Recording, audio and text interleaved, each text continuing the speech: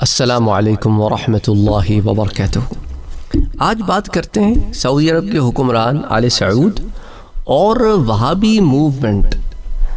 یہ بڑا ایک زبردست ٹاپک آف انٹرسٹ لوگوں میں یہ بھی رہا ہے کہ آخر یہ آل سعود سعودی عرب کے بادشاہ کیسے بن بیٹھے اور مکہ اور مدینہ جیسے مقدس مقامات ان کے پاس کیسے آ گئے۔ دیکھیں، سعودی عرب کے بانی عبدالعزیز بن سعود کی 22 بیویاں تھیں۔ ان میں سے 17 بیویوں کے ہاں 45 بیٹے پیدا ہوئے۔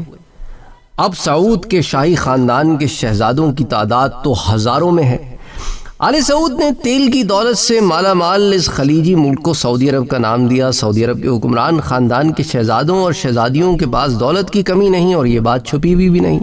سعود خاندان کا تعلق 18ویں صدی میں جزیرہ نما عرب کے ایک مقامی شیخ سعود بن محمد سے ملتا ہے۔ سعودی عرب دنیا کا وہ واحد ملک ہے جس کا نام 2 صدیاں پہلے پیدا ہونے والے مقامی حکمران پر رکھا گیا۔ شیخ سعود کے بیٹے محمد نے 1744 عیسوی میں شعلہ بیان مذہبی عالم محمد بن عبد الوہاب سے اتحاد کر لیا۔ محمد بن عبد الوہاب ہی نے ان کو یہ نعرہ دیا کہ میں وہ اسلام پیش کر سکتا ہوں جو خالص اسلام ہے، اور اسی نظریات پر ایک وہابی موومنٹ اسٹارٹ ہوئی جس کو پولیٹیکل بیکنگ جو ہے وہ شیخ سعود کے بیٹے محمد نے دی۔ بعد ازاں سعود بن محمد کی نسل کو 1818 میں عثمانی افواج یعنی ترکی جو عثمانی خلافت تھی ماڈرن ڈے ٹرکی، اس کے ہاتھوں شکست ہوئی، لیکن اس کے 6 برس بعد ہی سعود خاندان نے صحرائی طاقت کے مرکز ریاض پر دوبارہ کنٹرول حاصل کر لیا۔ 1902 عیسوی میں عبدالعزیز بن سعود نے ریاض سے اپنے حریف راشدی قبیلے کو بے دخل کرتے ہوئے اپنی طاقت کو مزید مستحکم بنا لیا۔ اس کے بعد عبدالعزیز نے مختلف قبیلوں سے لڑائیاں جاری رکھیں اور انہیں شکست دیتے ہوئے بہت سے علاقوں کو متحد کر دیا۔ یہ سلسلہ جاری رہا۔ 1913 میں خلیجی ساحل کا کنٹرول حاصل کر لیا۔ دوسری جانب 1918 میں سلطنت عثمانیہ کو سعودی عرب میں شکست ہوئی اور سلطنت عثمانیہ کے خلاف لڑنے والے حسین بن علی آخری شریف مکہ قرار پائے۔ شریف مکہ کا منصب فاطمین مصر کے دور میں 967 عیسوی میں قائم کیا گیا تھا، تو بڑا قدیم یہ جو ہے پوزیشن تھی، اور پھر اسی پوزیشن کو بعد میں بھی برقرار رکھا گیا۔ شریف مکہ کا منصب رکھنے والی شخصیت کی بنیادی ذمہ داری مکہ اور مدینہ دونوں شہر میں عازمین حج و عمرہ کا انتظام و انصرام ہوا کرتا تھا۔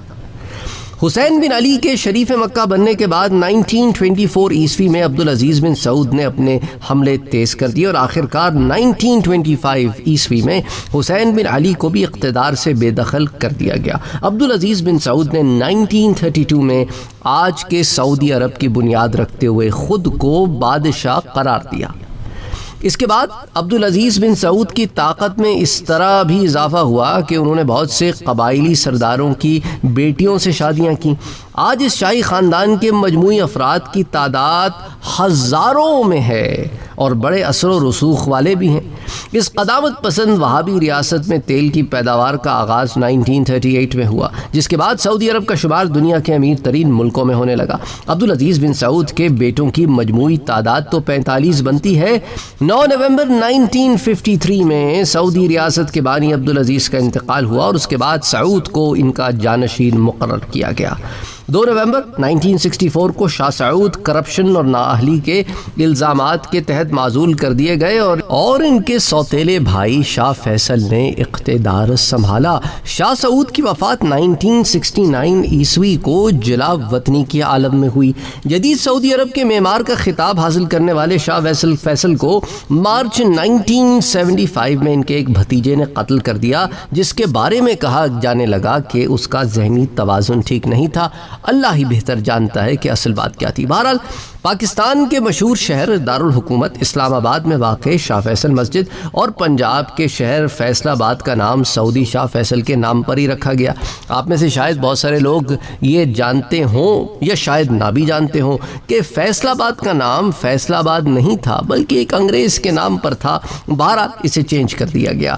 تو اس کے بعد سعودی عرب کے حکمرانی شاہ فیصل کے سوتیلے بھائی شاہ خالد کے حصے میں آئی اور وہ 1982 میں اپنی وفات تک حکمران رہے. اس کے بعد شاہ فہد حکمران بنے اور انہوں نے اپنی زندگی میں ہی اپنی عمر سے 2 سال چھوٹے شاہ عبداللہ کو ولی عہد مقرر کر دیا تھا. 1995 میں شاہ فہد پر فالج کا حملہ ہوا، جس کے بعد عملی طور پر زیادہ تر فرائض شاہ عبداللہ ہی سر انجام دیتے رہے. 2005 میں شاہ فہد انتقال کر گئے، ان کی جگہ شاہ عبداللہ نے لی. سن 2015 میں 23 جنوری کو انتقال کرنے کے بعد شاہ عبداللہ کی جگہ ان کے سوتیلے بھائی سلمان بن عبدالعزیز بیٹھے، جو ابھی تک بیٹھے ہوئے ہیں. تو یہ مختصراً تاریخ تھی آل سعود کی. اب کچھ اور باتیں بھی دیکھ لیتے ہیں. دیکھیں اس کے اندر یہ جو معاملات ہوئے اس میں کچھ ڈیٹیلز بھی، اب ایک ایک بات میں تو میں نہیں جاؤں گا درس کی طوالت کی وجہ سے. بہرحال اسٹارٹ کرتے ہیں پہلی جنگ عظیم، جس میں عثمانیہ خلافت نے اپنا علاقہ بھی کھویا اور اپنی خلافت بھی کھوئی، اور اس کے بعد ایک عظیم اتحادی قوتیں جو تھیں اس زمانے کی، جو منظر عام میں نظر آئیں، انہوں کی گٹھ جوڑ سے اس ملک کو ٹکڑے ٹکڑے کیا گیا. لیکن ذرا چلتے ہیں جولائی 1915 میں کہ ترکی پر اتحادیوں کا حملہ ناکام ہونا شروع ہوا. تو اس ناکامی نے انہیں ایک امید کی کرن نظر آئی. حجاز یعنی عرب کا وہ علاقہ جس میں مدینہ منورہ اور مکہ مکرمہ واقع ہے، سلطنت عثمانیہ کے تحت تھا، لیکن مقامی طور پر یہاں پر جیسا میں نے آپ کو بتایا شریف مکہ بطور حکمران مقرر تھے، جن کے حصے میں مکہ اور مدینہ کے انتظامات تھے. پہلی جنگ عظیم کے دوران حسین بن علی شریف مکہ کے طور پر کام کر رہے تھے. اردن کے موجودہ بادشاہ انہی کی اولاد سے ہیں. شریف مکہ کا خاندان عثمانی بادشاہ کو بطور خلیفۃ المسلمین تسلیم کرتا تھا اور اس سلطنت کے تحت کام کرتا تھا. پہلی جنگ عظیم کے دوران شریف مکہ نے محسوس کیا کہ اب عثمانیہ خلافت کچھ کمزور ہوتی نظر آ رہی ہے، کیوں نہ میں ان سے علیحدہ ہو جاؤں اور ساری عرب کو اپنی اس عہدے کو استعمال کرتے ہوئے اپنا محکوم بنا کر سارے عرب کا بادشاہ بن جاؤں. تو اس کے ساتھ ہی میں بھی خلافت کا اعلان کر دوں گا اور مسلمانوں کا خلیفہ بن جاؤں گا، کیونکہ مکہ اور مدینہ جیسے مقدس مقامات پہلے ہی میرے کنٹرول میں ہیں. اس کام کے لیے انہوں نے برطانیہ سے مدد لینے کا فیصلہ کیا. انہوں نے مصر میں برطانوی سفیر ہنری میکمہن کو خط لکھنے شروع کیے. جولائی 1915 میں شریف مکہ نے میکمہن کو خط لکھا کہ سلطنت برطانیہ عالم اسلام کی عرب خلافت کی منظوری عطا کرے، کیونکہ اب عرب سلطنت عثمانیہ سے آزادی حاصل کرنے کا فیصلہ کر چکے ہیں. اس کے لیے برطانیہ کی مدد چاہیے. اس کے بدلے میں عرب علاقوں میں اقتصادی منصوبوں کے لیے سلطنت برطانیہ کو ترجیح دی جائے گی، یعنی کہ اکنامک ریفارمز کے لیے آف کورس اس میں پیسہ بہت زیادہ ہے. بہرحال برطانیہ نے اس تجویز کو بڑا ہی جو ہے گرم جوشی سے اس کا استقبال کیا، کیونکہ انہیں تو پیسے نظر آ رہے تھے. شریف مکہ کو یقین دلایا کہ برطانیہ عرب علاقوں کو سلطنت عثمانیہ کی غلامی سے نجات دلانا چاہتے ہیں، اور اس دور میں برطانیہ نے ہندوستان سمیت دنیا کے کئی ممالک کو اپنا غلام بنایا ہوا تھا. اس پس منظر میں یہ دعویٰ کہ وہ عرب علاقوں کو ترکی کی غلامی سے نجات دلانا چاہتے ہیں کوئی ایک عجیب سی بات نہ معلوم ہوتی تھی. لیکن اس وقت عرب دنیا کے قائدین برطانیہ کے اس وعدے کو سچا سمجھنے لگے. وہ یہ جانتے نہ تھے یا جان بوجھ کر انجان بنے ہوئے تھے کہ برطانیہ کی گرفت ہندوستان اور باقی علاقوں پر کمزور ہوتی جا رہی تھی اور وہاں پر آزادی کی مہمیں زور پکڑتی جا رہی تھی. لیکن یہ منصوبہ بنایا گیا کہ شریف مکہ برطانیہ کی مدد سے سارے علاقوں میں حکومت قائم کر کے سلطنت عثمانیہ کے خلاف علم بغاوت بلند کریں گے. تو یہ تو حجاز کا قصہ تھا. اب آل سعود اس پکچر میں کیسے آتے ہیں؟ مشرق میں، ایسٹ میں نجد کے علاقے کا امیر عبدالعزیز السعود یہ اس کے زیر تسلط تھا، یعنی کہ موجودہ سعودی بادشاہ کے والد اور سعودی عرب کے بانی. اس کا صدر مقام ریاض کا شہر تھا. کیسے فتح ہوا اس کے بارے میں مختصراً میں اسی درس کے شروع میں آپ کو بتا چکا ہوں. پہلی جنگ عظیم سے پہلے ہی عبدالعزیز السعود نے کوشش کی کہ سلطنت برطانیہ انہیں اپنے زیر سایہ لے لے، لیکن اس وقت سلطنت برطانیہ سلطنت عثمانیہ سے تعلقات بگاڑنا نہیں چاہتی تھی، اس لیے اگنور کرتی رہی اور خط کے جواب نہیں دیے. اس کے بعد مایوس ہو کر امیر عبدالعزیز نے سلطنت عثمانیہ سے نجد کے علاقے پر والی ہونے کا منصب قبول کر لیا. لیکن جب ہی جنگ عظیم شروع ہوئی تو عبدالعزیز سعود نے علاقے پر اپنا تسلط قائم کرنا شروع کیا، مگر ایک نہایت اہم جنگ میں انہیں سلطنت عثمانیہ کی حامی افواج سے شکست کا سامنا کرنا پڑا. اس جنگ میں ان کی فوج کا ایک حصہ عین میدان جنگ میں دغا دے کر سلطنت عثمانیہ کے حامی رشید خاندان کی فوجوں سے مل گیا. اس کے بعد جب دشمن نے حملہ کیا تو سعودی افواج میدان جنگ چھوڑ کر بھاگ گئیں۔ یہی وہ رشیدی خاندان تھا جو ان کے حریف تھے، اور جس کے بارے میں نے اس درس کے شروع میں آپ کو بتایا کہ ایونچولی آل سعود نے اس کو ریپلیس کر دیا۔ اس کے بعد سعودی خاندان کے حالات تو خراب شروع ہو گئے تھے، لیکن جس طرح انہوں نے سلطنت عثمانیہ سے بغاوت کی تھی، ان کے ماتحت قبائل نے ان کے خلاف بغاوت کر دی، اور تو اور ان کے خاندان کے کچھ لوگ بھی ان قبائل سے مل گئے۔ لیکن اب سلطنت برطانیہ سعودی خاندان میں کچھ دلچسپی لینے لگ گئی تھی۔ انہیں لگتا تھا کہ آل سعود کی مدد کر کے ہم ترکوں کو نقصان پہنچا سکتے ہیں۔ تو چنانچہ دسمبر 1950 میں گلی پولی، یہ ترکی میں موجود ایک جگہ ہے، برطانیہ اور اس کی اتحادی افواج اپنی شکست کے آخری مراحل میں داخل ہو چکی تھی۔ اس وقت امیر عبدالعزیز سعود اور برطانوی افسر مذاکرات شروع کرتے ہیں اور ایک معاہدے پر دستخط بھی کرتے ہیں۔ اس معاہدے کے روز سے اس علاقے میں برطانیہ کو تجارتی حقوق حاصل ہوں گے، اور سعودی خاندان نے اپنی خارجہ پالیسی مکمل طور پر سلطنت برطانیہ کے سپرد کر دی، یعنی کہ فورن پالیسی۔ اور سلطنت برطانیہ نے اس عمارت کو اپنے زیر سرپرستی رکھنا بھی قبول کر لیا۔ اس کے عوض امیر عبدالعزیز سعود کو 300 بندوقیں دی گئیں جو کہ ترک فوجیوں سے قبضے میں لی گئی تھیں، یعنی ایک مسلمان سے ہتھیار لے کر دوسرے مسلمان کو ہتھیار دیا گیا کہ جاؤ اور اپنے ہم مذہبیوں کو مارو اور اپنی سلطنت قائم کرو۔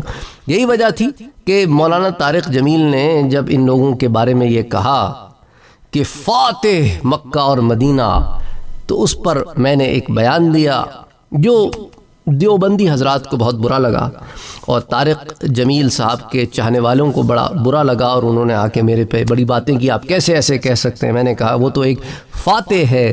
میں نے کہا کہ خلافت عثمانیہ جو اس وقت مسلمانوں کی خلافت تھی، اس کے خلاف علم بغاوت بلند کرنے والے کو ایک شخص فاتح کہے تو اس کو میں کیا کہوں؟